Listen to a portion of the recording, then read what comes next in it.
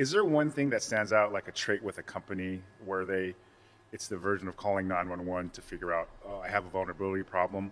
What's the straw that breaks the camel's back for a CEO or someone in the business to say, to raise your hand and say, I need help? Because I think to admit that you need help that's a sign of weakness to some people, but it opens it up. When you work with businesses or you have talks or you network with other businesses, is there something you see that, like the red flag, like, uh-oh, that business needs my help or someone's help to kind of figure it out or, clean up their kind of business model or whatever?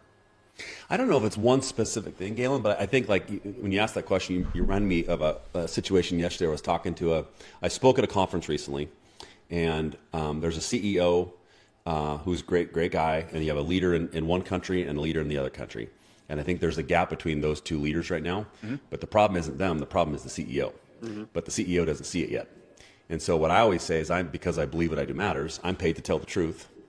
And because I believe what I do matters, I'm gonna call it out honestly. And I always tell people, like, it's easy for me to see the because I'm not in your emotion, I'm not in the drama of the organization.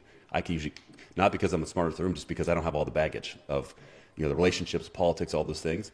Mm-hmm. And so I think when people realize it, it's usually by a question I ask, or because in theory I'm never going to try to convince somebody that, hey, you have a vulnerability problem, you should work with me.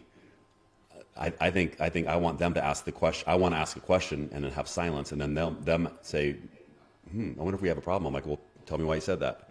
I'm going to keep asking first, second, third level questions.